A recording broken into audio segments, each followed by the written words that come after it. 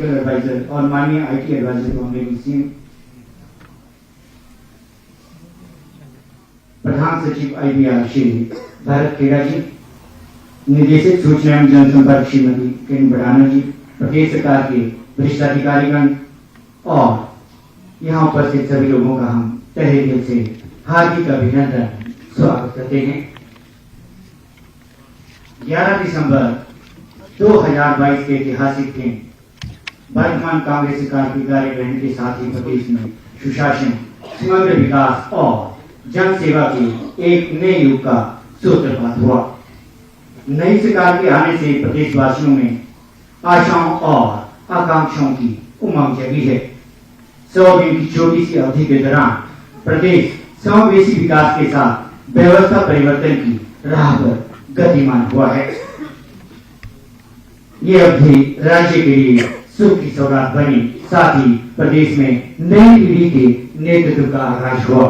लीजिए प्रस्तुत है संजीवनी भावना के साथ राज्य में नए उत्साह के संचार को प्रदर्शित करता ये लघु विचित्र परिकल्पना एवं निर्माण, सूचना एवं जनसंपर्क विभाग, हिमाचल प्रदेश सरकार।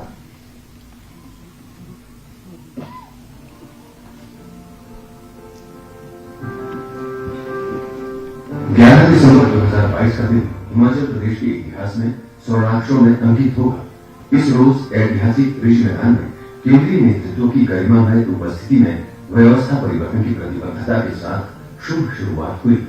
ठाकुर सुखविंदर सिंह सुक्खू ने मुख्यमंत्री पद की शपथ ग्रहण की। पूर्व व्यवस्था को बदलते हुए शपथ ग्रहण समारोह के उपरांत मुख्यमंत्री सीधे शिमला स्थित बालिका आश्रम पहुंचे, बालिकाओं से संवाद किया, उनकी जरूरतों और मुश्किलों को समझा। हिमाचल में नई सरकार ने व्यवस्था परिवर्तन एवं खुशहाली लाने के लिए भावी 100 दिनों का नवाचारी और समावेशी दृष्टिकोण से समाहित रोड मैप तैयार किया। हिमाचल की जनता ने एक आम परिवार के हाथ व्यक्ति ने, जिसे राजनीति में कभी ये सोचा भी नहीं था कि वो प्रदेश की बागडोर संभालेगा और आज उस कुर्सी पर पहुंचेगा। जिसके लिए मैं प्रदेश की जनता का बहुत बहुत धन्यवाद करता हूँ। लोगों ने हमें सेवा करने का मौका दिया है, सत्ता नहीं व्यवस्था परिवर्तन की लिए आए हैं। बीते 100 दिनों में ठाकुर सुखविंदर सिंह सुक्खू नायक की भूमिका में नजर आए। सरकार ने कांग्रेस पार्टी के प्रतिज्ञा पत्र की 10 गारंटियों को अमली जमा पहनाने की ओर कदम बढ़ाए। मंत्रिमंडल की पहली बैठक में ही ओपीएस बहाल कर 1,36,000 एमपीएस कर्मचारियों से किए वायदे को पूरा किया। विगत कई वर्षों से ओपीएस के लिए संघर्षरत कर्मचारियों को राहत प्रदान करने की दिशा में पूर्व सरकारों ने कोई ठोस कदम नहीं उठाया था। सुख की सरकार ने एमपीएस कर्मचारियों को सेवानिवृत्ति के उपरांत सम्मानजनक जीवन यापन का अधिकार प्रदान किया और उनकी सामाजिक सुरक्षा भी सुनिश्चित बनाई। माननीय मुख्यमंत्री जी ने प्रदेश में पुरानी पेंशन बहाल करके एक प्रदेश के कर्मचारियों और जनता को जो तोहफा दिया है, आज सच में ही सुखविंदर सिंह सुक्खू प्रदेश में एक सच्चा नायक बनकर होकर आए हैं और इसके लिए प्रदेश का समस्त कर्मचारी वर्ग हमेशा के लिए उनका ऋणी रहेगा। अनाथ और बेसहारा बच्चों की जिंदगी को संवारने के लिए पूर्व सरकारों ने कोई विशेष योजना तैयार नहीं की थी। उन्हें जीवन में आए दिनों अनेक मुश्किलों का सामना करना पड़ता था।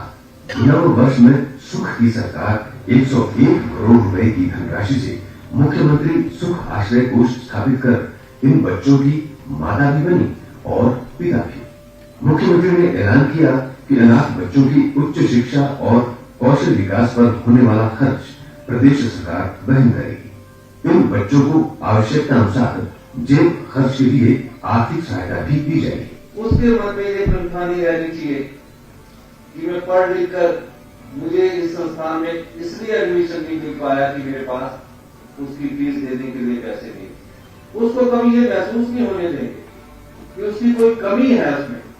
उसका परिवार, हिमाचल प्रदेश सरकार। जंगलों में बसे मुख्यमंत्री ठाकुर सुखविंदर सिंह सुक्खू ने अपने सामाजिक सरोकार के दायित्व का निर्वहन करते हुए अपना पहला वेतन मुख्यमंत्री सुख आश्रय कोष में अंशदान के रूप में दिया। कांग्रेस पार्टी के सभी विधायकों ने भी इस कोष में 1-1 लाख रुपए अंशदान किया। मुख्यमंत्री की इस पहल से अनेक संस्थाएं, उद्यम और समाज के विभिन्न वर्गों के लोग इस कोष में अंशदान कर रहे हैं। प्रदेश सरकार ने सर्वस्पर्शी सोच को साकार करते हुए बाल संरक्षण इकाइयों, वृद्धाश्रमों, नारी सेवा सदन, शक्ति सदन इत्यादि संस्थानों के आवासियों को 500 रुपए प्रति आवासी उत्सव ग्रांट प्रदान करने का निर्णय लिया। साथ ही उन्हें 10,000 रुपए प्रति वर्ष वस्त्र अनुदान प्रदान करने की अनूठी पहल भी की। बरमाणा एवं दाड़वाघाट सीमेंट फैक्ट्री प्रबंधकों एवं ट्रक ऑपरेटर्स के मध्य ढुलाई दरों को लेकर उपजे विवाद का सर्वमान्य हल निकालकर सरकार ने हिमाचल वासियों एवं उद्योगों दोनों ही के हितों की रक्षा की है। हमारे जो ट्रक है काफी नीचे खड़े हुए थे और मुख्यमंत्री के हम फैसला हुआ, हम मुख्यमंत्री का धन्यवाद करते हैं। हमारे को रोजी रोटी के लाने पड़ने वाले और हमारे को किसी ने कहा मुश्किल हो गई थी। अब हमारे को थोड़ा सा प्यार आप मुख्यमंत्री ने धन्यवाद करें मुख्यमंत्री का, जिन्हें हमारे जिसका सुविधा है। सुशासन के साथ सृजन प्रदेश सरकार के मूल सिद्धांतों में शुमार है। इस दिशा में नवाचार को बढ़ावा देते हुए ये तय किया गया कि ई वाहन समर्थ हिमाचल के सफर में हम सफर बनेंगे। सरकार ने ई वाहनों तथा हरित ऊर्जा को प्रोत्साहित कर वर्ष 2026 तक प्रदेश को हरित ऊर्जा राज्य बनाने का लक्ष्य निर्धारित किया। सरकार के सामर्थ्य से हिमाचल प्रदेश का परिवहन विभाग देश भर में पूर्ण रूप से ई वाहन अपनाने की ताज से सुशोभित हो चुका है। सुख की सरकार 100 दिनों के कार्यकाल की अवधि में प्रकृति और पर्यावरण मित्र की अवधारणा को साकार कर मूर्त रूप देने की दिशा में निरंतर आगे बढ़ रही है। हिमाचल प्रदेश राज्य कर्मचारी चयन आयोग में धांधलियों और भ्रष्टाचार की शिकायतों में जांच एजेंसियों की रिपोर्ट के आधार पर बोर्ड को भंग करने का निर्णय लेकर सरकार ने पारदर्शिता और सुशासन के अपने संकल्प को मूर्त रूप दिया। ठाकुर सुखविंदर सिंह सुक्खू विकास के नारे को सदैव बुलंद करते रहे हैं। इसी ध्येय का दामन थामकर उन्होंने अधोसंरचना विकास को अपने सर्वोच्च एजेंडे में शुमार किया। मामला चाहे FRA और FC अनुमतियों का हो या टेंडर प्रक्रिया की पारदर्शिता और सरलीकरण का, सरकार ने हर दिशा में अग्रणी कदम आगे बढ़ाए। पूर्व में विकास कार्य की राह में टेंडर प्रक्रिया की लंबी अवधि एक बड़ी अड़चन बनती थी। परियोजनाओं को शुरू करने में ही महीनों बर्बाद हो जाते थे। प्रदेश सरकार ने टेंडर प्रक्रिया का सरलीकरण व समय अवधि निर्धारित कर एक नई पहल की है। FCA से संबंधित स्वीकृतियां प्रदान करने के लिए भी सरकार ने सघन निगरानी आरंभ की। इन मामलों में तेजी लाने के लिए उपायुक्त की अध्यक्षता में प्रत्येक जिले में जिला स्तरीय समितियों का गठन किया गया है। प्रदेश सरकार ने प्रत्येक विधानसभा क्षेत्र में Rajiv Gandhi day boarding school खोलने और 1वीं से 8वीं कक्षा तक के सभी विद्यार्थियों को वर्दी के लिए 600 रुपए की राशि प्रदान करने का निर्णय लिया। सरकार ने राज्य में राजकोषीय अनुशासन सुनिश्चित करने के साथ साथ प्रदेश की आर्थिक स्थिति को सुदृढ़ करने के लिए जल विद्युत परियोजनाओं पर जल उपकर यानी वाटर सेस लगाने का निर्णय भी लिया। प्रदेश सरकार ने मुख्यमंत्री सेवा संकल्प हेल्पलाइन 1100 के माध्यम से बेसहारा पशुओं को आश्रय प्रदान करने की समुचित व्यवस्था के लिए नवीन पहल की। नए और उन्नत भारत के प्रणेता भारत रत्न श्री राजीव गांधी जी की प्रेरणाओं को अंगीकार करते हुए प्रदेश सरकार अपनी इको फ्रेंडली पहलों के साथ साथ वैश्विक तकनीक और संचार प्रौद्योगिकी को भी अपनाने की दिशा में आगे बढ़ रही है। सरकार ने विभिन्न शैक्षणिक संस्थानों में आर्टिफिशियल इंटेलिजेंस और आधुनिक प्रौद्योगिकी आधारित पाठ्यक्रम आरंभ करने का निर्णय भी लिया। 17 मार्च को मुख्यमंत्री अपना पहला हरित बजट प्रस्तुत करने के लिए इलेक्ट्रिक वाहन से विधानसभा पहुंचे। भगवान श्री कृष्ण ने कहा है कि बस कर्म तुम्हारा कल होगा और कर्म अगर सच्चाई है तो कर्म कहाँ निष्फल होगा। हर एक संकट का हल होगा, वो आज नहीं तो कल होगा। बजट में प्रदेश के संतुलित एवं समग्र विकास के लिए अनेक योजनाएं आरंभ करने की घोषणा की। ग्रीन टेक्नोलॉजी और नवाचार पर आधारित ये बजट विकास को गति देने एवं व्यवस्था परिवर्तन में मील पत्थर साबित होगा। ठाकुर सुखविंदर सिंह सुक्खू के नेतृत्व में सुख की सरकार निरंतर गतिमान है। निराश्रित के चेहरे की मुस्कान सभी वर्गों में सुकून और व्यवस्था परिवर्तन की सकारात्मक लहर सुखद परिणामों की परीक्षा है।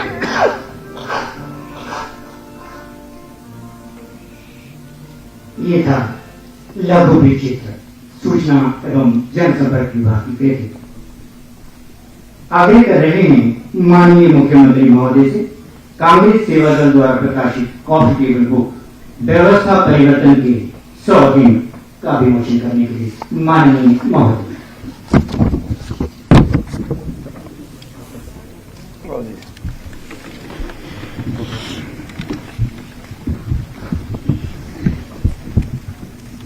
माननीय मुख्यमंत्री महोदय, कांग्रेस सेवा दल द्वारा प्रकाशित कॉफी टेबल बुक व्यवस्था परिवर्तन के 100 दिन का विमोचन कर रहे हैं। साथ में सेवा कर रहे हैं माननीय मंत्रिमंडल के सदस्यगण,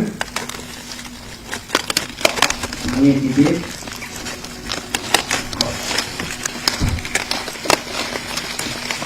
100 दिन की अवधि समावेशी विकास और विकास के नए अध्याय की जो उपलब्धियों से परिपूर्ण रहे हैं। 100 दिन कॉफी टेबल बुक में उनका वर्णन किया गया है।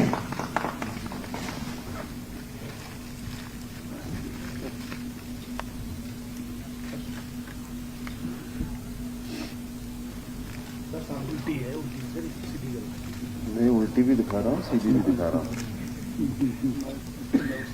माननीय मुख्यमंत्री महोदय ने कॉफी टेबल बुक का विमोचन किया।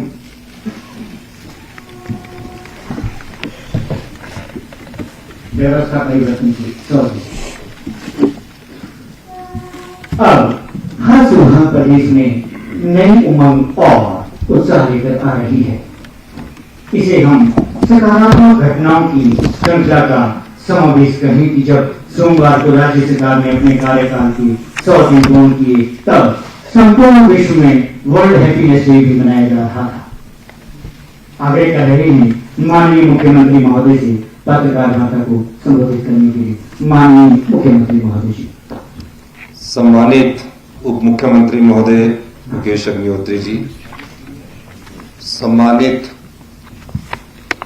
धनीराम शांडिल जी, हर्षवर्धन चौहान जी, चंद्र कुमार जी, जगत सिंह नेगी जी, रोहित ठाकुर जी, अनिरुद्ध सिंह जी, विक्रमादित्य जी, सम्मानित सभी सीपीएस विधायक महोदय, सम्मानित सभी पत्रकार बंधु,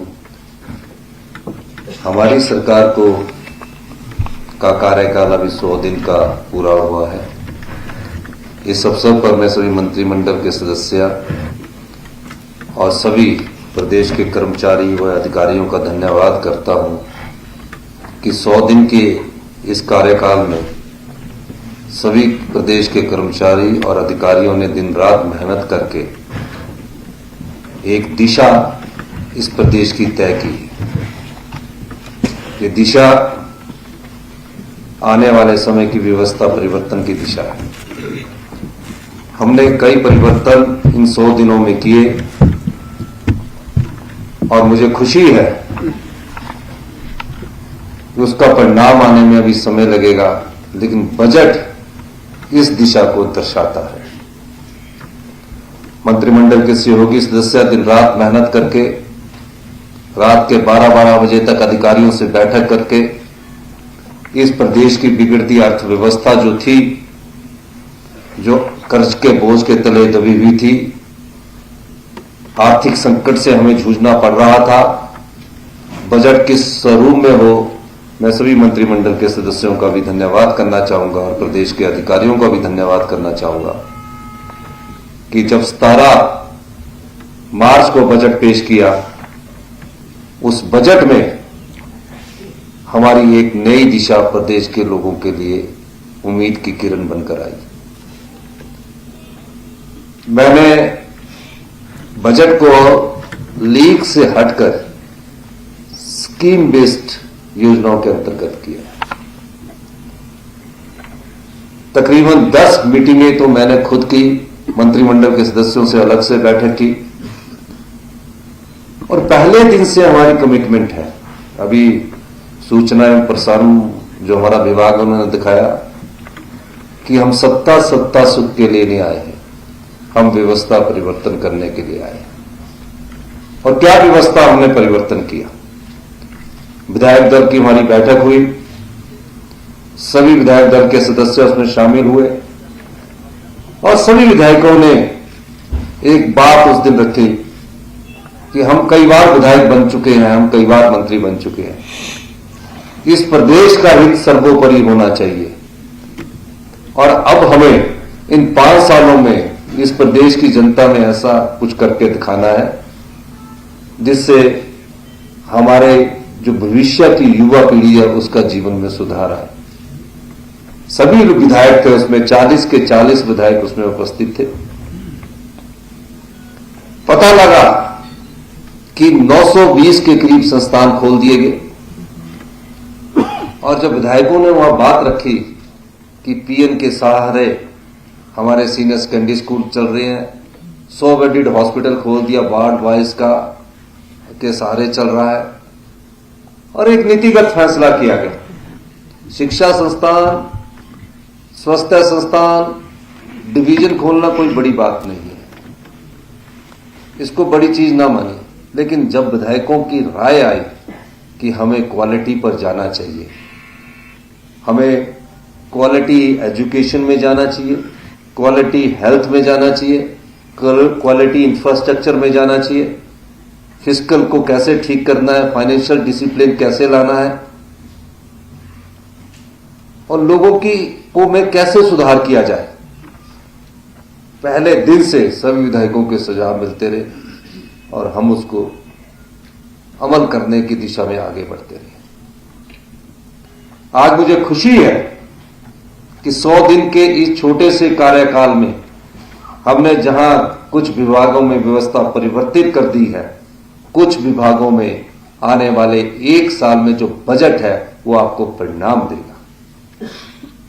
हम हिमाचल प्रदेश की जनता, समाज के सभी वर्ग, किसान, मजदूर, महिलाएं, सरकारी कर्मचारी, अधिकारी को विश्वास दिलाना चाहते हैं कि हमारी सरकार पारदर्शिता से काम करेगी और जनता की सेवा में सत्ता सुख के लेनी सब कुछ जनता के हितों के हित में फैसले किए जाएंगे। पहले दिन बनने के बाद सभी विधायकों ने कहा कि हम हिमाचल सदन में जाते हैं, हिमाचल भवन में जाते हैं, चंडीगढ़ हिमाचल भवन में जाते हैं, हमसे 300 रुपया लिया जाता है और जो आम आदमी आता है उससे 1000 रुपया लिया जाता है। ये विधायकों ने उठाई मांग, किसी ने नहीं मांग उठाई।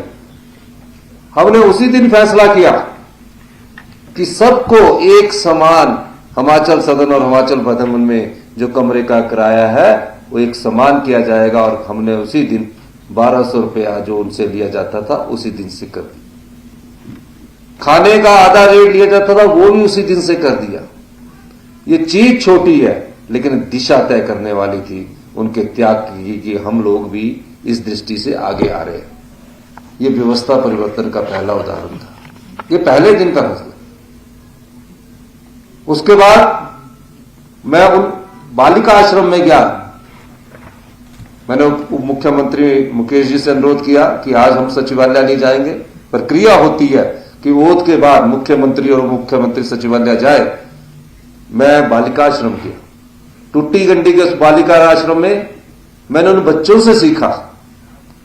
वो कभी कोई मांग लेकर नहीं आते थे और हमने उनके लिए सुख आश्रय कोष की स्थापना की कि आने वाले समय में सरकार ही माता है, सरकार ही पिता है। इस दृष्टि से हमने कार्य करना शुरू किया और मुझे खुशी इस बात की है कि हमारे अनुरोध को, जो 18 साल के बाद अनाथ बच्चे को छोड़ दिया जाता था, 18 साल के बाद वो बच्चा क्या करेगा, कहां जाएगा? कुछ तो अनाथ आश्रम में रहते हैं, कुछ अपने माता पिता, चाचे ताए, मामा के पास रहते हैं। वो बच्चे क्या करेंगे? हमने उनके लिए एक योजना लाई कि 18 साल के बाद जो भी उच्च शिक्षा प्राप्त करना चाहता है, अगर वो एनआईटी में सिलेक्ट होता है, आईआईटी में सिलेक्ट होता है, एम्स में सिलेक्ट होता है, एमबीबीएस की पढ़ाई करना चाहता है या पॉलिटेक्निकल, आईटीआई, जो भी कोर्स 18 साल के बाद जो हम अपने बच्चों को उसकी क्षमता के हिसाब से करवाते हैं, उसको करने का सारा खर्चा सरकार उठाएगी, फीस का भी, हॉस्टल का भी, और 4000 रुपया मासिक महीने की पेंशन देगी। साल में एक बार बाई एयर घूमने की सुविधा देगी और 3 स्टार होटल में रहने की सुविधा देगी, जिस तरह हम अपने परिवार के बच्चों को उपलब्ध करवाते हैं। यह मानवीय दृष्टिकोण उन बच्चों के लिए था, उन महिलाओं के लिए था जिसको समाज में बहुत कम पूछा जाता था, वो समाज की अंतिम पंक्ति में आते थे। यह हमारी सरकार की मानवीय दृष्टिकोण को दर्शाता है। फिर पहली कैबिनेट हमारी हुई, सरकारी कर्मचारी, सरकारी अधिकारी बार बार हम पर उंगली उठाते थे कि अभी तक कैबिनेट नहीं हुई, कैबिनेट का विस्तार नहीं हुआ। कैबिनेट का विस्तार का मतलब यह था कि कई लोग ये चर्चा करते रहते थे कि ये सरकार बनेगी, कोई मंत्रिमंडल में टूटन होगा, ये होगा। हमने बोला आराम से कैबिनेट में विस्तार करें। 1 महीने बाद जब कैबिनेट का विस्तार हुआ, पहली कैबिनेट में हमने 1,36,000 सरकारी कर्मचारी और अधिकारियों को मानवीय दृष्टिकोण अपनाते हुए, सामाजिक दृष्टिकोण अपनाते हुए उन्हें हमने ओल्ड पेंशन स्कीम के तहत लाया। और मुझे खुशी इस बात की है कि हमने उसके लिए 1,000 करोड़ रुपए का प्रबंध किया है। कई बार हम पर उंगली उठती थी कि ये लेट हो रहा है, एसओपी भी बन गई है। 1 अप्रैल 2023 से सभी कर्मचारी, जो सरकारी कर्मचारी और अधिकारी है, उनको ओल्ड पेंशन स्कीम के तहत ला दिया गया है। और हमारा उन सरकारी कर्मचारी और हिमाचल प्रदेश सरकार का जो अंशदान 14% और 10% कर्मचारियों का है, जो एनपीए के रूप में केंद्र सरकार के पास होगा, वो 31 मार्च 2023 तक, क्योंकि हमने उसको 31 मार्च 2023 तक देने की बात की है, वो 9,000 करोड़ रुपए के करीब पहुंच जाएगा। 8,000 से बढ़कर 9,000 करोड़ रुपए के करीब पहुंचेगा। 1 अप्रैल 2000 से वो सब हम बंद कर दिया जाएगा। यही नहीं, उसके बाद हिमाचल प्रदेश में काम करने के दिन कम होते हैं, पीडब्ल्यूडी का काम होता है, आईपीएच का काम होता है। पहले 90 दिन के अंदर टेंडर प्रक्रिया होती थी, 90 डेज के अंदर टेंडर प्रक्रिया होती थी। अब जब 90 डेज के अंदर टेंडर प्रक्रिया होती थी, टेंडर की नोटिस निकलता था 21 दिन के बाद। 21 दिन के बाद फिर एससी साहब उसको अवार्ड करते थे, हमने उसको भी चेंज कर दिया। सभी विभागों में, आईपीएच, पीडब्ल्यूडी, हाउसिंग बोर्ड, सभी विभागों में हमने कहा कि टेंडर की जो प्रक्रिया है वो 10 दिन के अंदर आपको खत्म करनी पड़ेगी और 10 दिन के अंदर आपको काम देना पड़ेगा। 20 दिन, 90 दिन से घटाकर उसको हमने पीडब्ल्यूडी की जो टेंडर है, आईपीएच के टेंडर है, 20 दिन में कर दिया। यानी कि 20 दिन में काम भी अवार्ड हो जाएगा और काम भी शुरू हो जाएगा। इन सब कामों को, कोई सड़क बननी थी, कोई बिल्डिंग बननी थी, या कोई 1-2 लाख रुपए का भी काम होता था, उसको करने के लिए 90 दिन लग जाते थे। हमने 20 दिन में नियम बना दिया कि 20 दिन के अंदर रूल्स बनाकर उनको कह दिया कि 20 दिन के अंदर इसको आपको करना पड़ेगा। फॉरेस्ट डिपार्टमेंट में हर बार की तरह ट्री प्लांटेशन की जाती थी। 3 बार प्रेजेंटेशन लेने के बाद हमने ये डिसीजन किया कि जो भी फॉरेस्ट डिपार्टमेंट में ट्री प्लांटेशन होगी वो खाली पहाड़ियों पर होगी, उसमें डेडिकेट स्टाफ लगाया जाएगा, वो 5 साल के लिए होगी। 12 डिस्ट्रिक्टों में 250 हेक्टेयर यानी कि 2,500 करनाल लैंड पर 2,500 से 5,000 करनाल पर तकरीबन 25 हेक्टेयर का एक होता है, 25 करनाल का 1 हेक्टेयर होता है, उस पर इस बार ट्री प्लांटेशन की जाएगी। डेडिकेटेड स्टाफ की नियुक्ति की जाएगी। यानी कि पहाड़ियों में जो रेंजर है वो गार्ड उसमें लागू कर दिया जाएगा। फॉरेस्ट विंग में 60 के करीब कंस्ट्रक्शन डिवीजन हुआ करता था। वो बिल्डिंगें बनाते थे, वो फॉरेस्ट के रेस्ट हाउस बनाते थे, वो फॉरेस्ट के लॉग हट्स बनाते थे। हमारी सरकार ने फैसला किया उस कंस्ट्रक्शन फॉरेस्ट डिपार्टमेंट का ये कर्तव्य नहीं है, उसको उनके जितने भी स्टाफ को है वो हमने फैसला किया उनको पीडब्ल्यूडी, हाउसिंग बोर्ड और आईपीएच और भी जो हमारे पावर कारपोरेशन उसको बंद करके उसमें शामिल कर दिया गया है। ये फॉरेस्ट में हम चेंजिंग लाए, यही नहीं, एफसीए और एफआरए के केस लटक जाते थे, कोई डेडिकेटेड ऑफिसर उसके लिए नियुक्ति नहीं था। 4.5 साल से हम सुप्रीम कोर्ट में इस बात को लड़ रहे थे कि हमारे एफसीए और एफआरए की परमिशन को आप अनुमति देते हैं, चाहे सड़क जाती है 500 मीटर की, उसको भी सुप्रीम कोर्ट देते थे। हमारी सरकार का कृत संकल्प था और उन्होंने वकीलों का पैनल लगाने के बावजूद, खुद मैं उस दिन वहां था, खुद हमने नजर रखी और सुप्रीम कोर्ट ने हमारी बात को सुना और एफसीए एफआरए की परमिशन की अथॉरिटी हमारे फॉरेस्ट डिपार्टमेंट को दे दी। उसके बाद मैं फॉरेस्ट मिनिस्टर से मिला, मैंने कहा कि जो आपका आईआरए डिपार्टमेंट है ये हमसे पूछता है कि एडमिनिस्ट्रेटिव अप्रूवल लाओ अपलोड करने के लिए, ये लाओ। उन्होंने कहा हम इस सभी कंडीशंस को हटा देंगे और हिमाचल प्रदेश में अभी तक जो आईआरए है वो देहरादून और इन 3-4 स्टेट्स को देखता था, उसको भी उन्होंने कहा कि हम जल्दी ही हिमाचल प्रदेश का डेडिकेटेड एक ऑफिसर जो इन परमिशंस को देगा उसको लगा देंगे। यह हमारी सरकार की कटिबद्धता है। फिर एक कंजर्वेटर ऑफिसर्स को सभी काम छोड़कर डेडिकेटेड एफसीए एफआरए के केसेस के लिए हमने नियुक्त किया है। डिप्टी कमीशन की अध्यक्षता में डीएफओ, डिप्टी कमिश्नर और यूजर एजेंसी की अध्यक्षता में हर 15 दिन में एक मीटिंग होती है, जिसके कारण एफआरए और एफसीए के केसों में तेजी आई। ये व्यवस्था परिवर्तन में, यही नहीं, हमारे Rajiv Gandhi day boarding school, electrical charging stations, heliport के लिए भी मैं 100 दिन में हमारी सरकार ने ये कार्य किया कि 100 दिन में जो केसेस हमारे रीजनल ऑफिस में पहुंचने के लिए 1 साल और 6 महीना लगते थे, वो 100 दिनों में 4 हेलीपोर्ट्स की जो केसेस है जो हमारे डिस्ट्रिक्ट हेडक्वार्टर्स को जोड़ेंगे उनको अप्रूव कर दिया। मैं ये चीजें इसलिए बता रहा हूं कि कितनी गति तीव्रता से हम ये कार्य कर रहे हैं। यही नहीं, उसके बाद जैसे ही हमें पता लगा कि सबॉर्डिनेट सिलेक्शन बोर्ड का पेपर बेचे जा रहे हैं, और पेपर बेचने का धंधा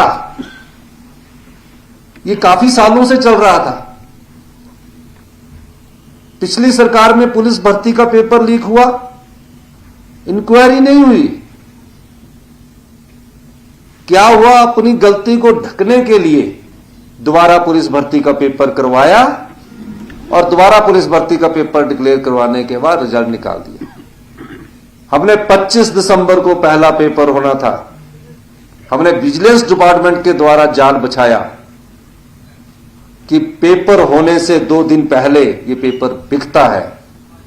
उस जाल में वो जो पेपर और युवाओं के साथ धोखा करने वाले लोग थे उनको पकड़ा, और आज स्थिति है कि जो पेपर वहां पीछे से भी बिके हैं उनकी भी इंक्वायरी हो रही है, उनकी भी रिपोर्ट आ रही है, जो भविष्य में आने थे उनकी भी रिपोर्ट आ रही है। उस आधार पर हमने कहा कि जिस संस्था ने ऐसा काम किया उस संस्था को हमने भंग किया।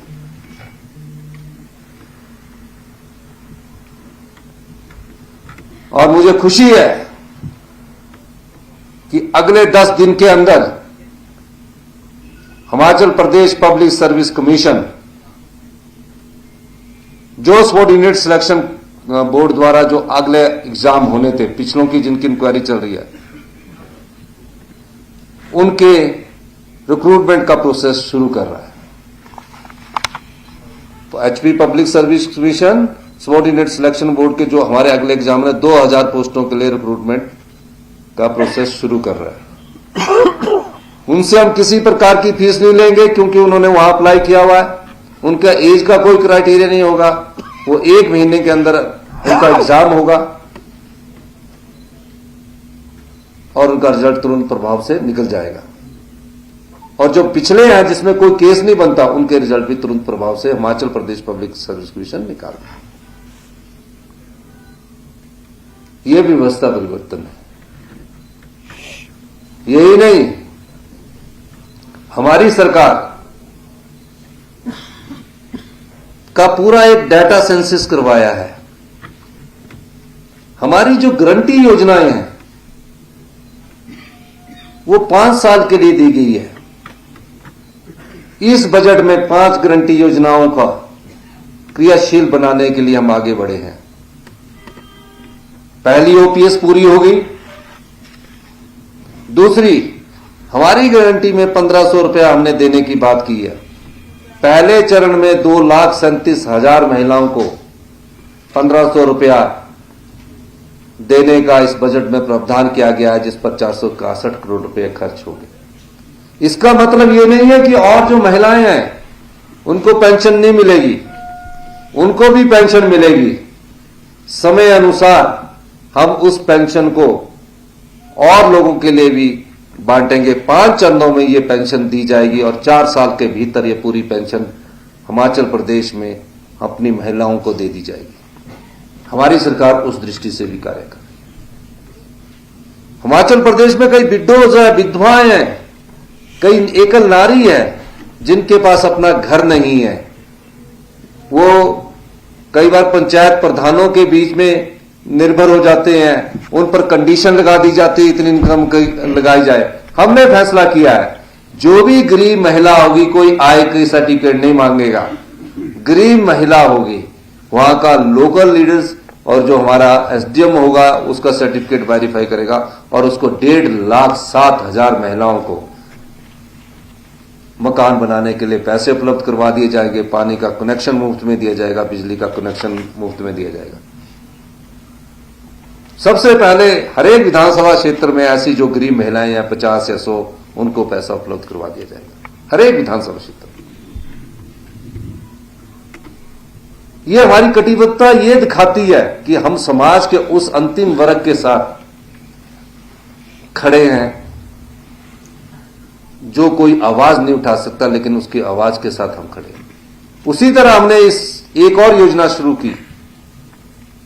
गरीब बच्चे हैं, मैट्रिक कर लेते हैं, +2 कर लेते हैं, कई बार +2 के बाद वो मेडिकल कॉलेज में चले जाते हैं। 1.5 लाख रुपया उनकी फीस होती है पर ईयर की। अगर कोई बच्चा इंटेलिजेंट हुआ आईआईटी में चला गया तो 2 लाख रुपया फीस होगी। फिर हमने ये पाया कि कई विधायकों के पास जाते हैं कि हमारे को 1 साल की फीस दे दो, 2 साल की फीस दे दो। हमने कहा उनके लिए मुख्यमंत्री गरीब कल्याण कोष स्थापित किया जाएगा और उसकी पूरी फीस जब तक वो 4 साल तक पड़ेगा 1% ब्याज दर के साथ उसको उपलब्ध करवा दी जाएगी। इसके लिए 200 करोड़ रुपए का प्रावधान कर दिया गया।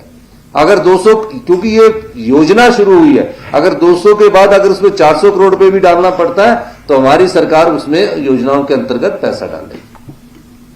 ये वो योजना है ताकि हिमाचल प्रदेश का कोई भी ऐसा व्यक्ति, ऐसा युवा साथी अपनी पढ़ाई से दूर ना रह सके और किसी की दया दृष्टि पर ना चले।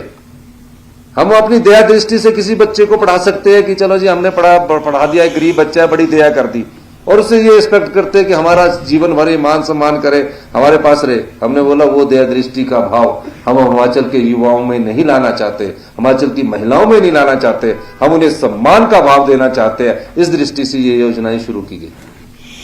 पूरी कैबिनेट से हमने इन योजनाओं को शुरू किया। जो लघु व्यापारी है, छोटे व्यापारी है, उनको 9% इंटरेस्ट पर ब्याज में पैसा मिलता है। हमने कहा कि हम उनका आधा ब्याज जो है 4.5% हम देंगे। चाय की दुकान वाला है, ढाबे वाला है, नाई की दुकान करने वाला है, मोची की दुकान करने वाला, सबसे गरीब जो तबका है जो कभी किसी सरकार के पास अपनी उम्मीद और आवाज लेकर नहीं आता, उसके दुख दर्द को बांटने की सरकार ने अपने पहले बजट में घोषणा की। ये हमारा सोशल एस्पेक्ट है कि किसी वेलफेयर स्टेट में जो सरकार सत्ता में आती है उसका सामाजिक दायित्व भी होता है। महज ये दायित्व नहीं होता कि जो उसके पास मांग लेकर आएगा उसी का कार्य करना है। उसका दायित्व समाज के उन दबे कुचले लोगों की बात की आवाज भी सुनना होता है जो समाज में रहने होते हैं। तो इस दृष्टि से हम आगे बढ़ रहे हैं। किसानों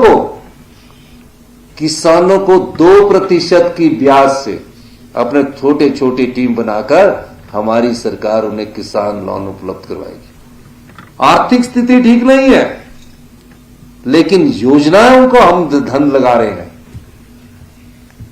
हम बिल्कुल सही दृष्टि से हिमाचल प्रदेश को, जो हमने परिकल्पना की है कि आने वाले 10 साल में हिमाचल प्रदेश हिंदुस्तान का समृद्ध राज्य बने और 4 साल में हमारी अर्थव्यवस्था पटरी पर आए, उस दृष्टि से हम आगे बढ़ रहे हैं। यही नहीं, कुछ योजनाओं को मैं यहां आपको व्याख्यान इसलिए भी करना चाहता हूं। हमारे यहां लैंड होल्डिंग बहुत कम है। हमने प्राइवेट बस ऑपरेटर्स को 50 लाख रुपया और 50% अनुदान कि वो प्राइवेट बस ऑपरेटर जो है, हमारा जो ग्रीन स्टेट की परिकल्पना है उसके लिए हम आगे बढ़े और हमने 50 लाख रुपया उनको देने की बात की गई है। टैक्सी वाले की टैक्सी अगर 20 लाख की है, कमर्शियल व्हीकल्स की बात कर रहा हूं, तो हमने उसको 10 लाख रुपया अनुदान देने की बात की। ट्रक ऑपरेटर्स का अगर ट्रक 1 करोड़ रुपए का है तो हमने उसको 50 लाख रुपए का अनुदान देने की बात की गई है। चार्जिंग स्टेशन का हमारे 1 ग्रीन कॉरिडोर का काम का टेंडर हो चुका है। आने वाले 6 महीने के अंदर ये सब ग्रीन कॉरिडोर का टेंडर हो जाएगा। ये 100 दिन के हमारी कार्य प्रणाली है। हम फोकस्ड मिशन मोड पर काम करते हैं और कर रहे हैं। कुछ फैसलों में तकलीफ हो सकती है, लेकिन फैसलों से समाज का और इस राज्य का भला होने वाला है। हम सौर ऊर्जा प्रोजेक्ट 1 साल में 1000 मेगावाट लगाना चाहते हैं युवाओं के द्वारा। 2 बीघे जगह जिसके घर में होगी उसको 5 लाख रुपया साल का ये सरकार देने के लिए उसमें सोलर प्रोजेक्ट लगाए। उसकी बैंक गारंटी भी सरकार देगी, उसका एस्क्रो अकाउंट खुलेगा। 250 किलोवाट का लगाएंगे 15 लाख की इनकम होगी। 4 बीघे 8 करनाल की जरूरत होगी। 500 किलोवाट का लगाएंगे तो 8 बीघे 16 करनाल की जरूरत होगी। ये मैं इसलिए ब्रेकअप करके दे रहा हूं क्योंकि इस पॉलिसी का ज्यादा पता नहीं है। और जब 1 मेगावाट लगाएंगे तो 15 बीघे की जरूरत होगी और 30 करनाल की जरूरत होगी।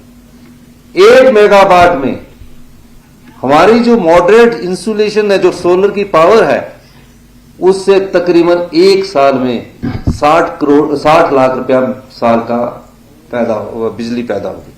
सरकार उस बिजली को खरीदेगी।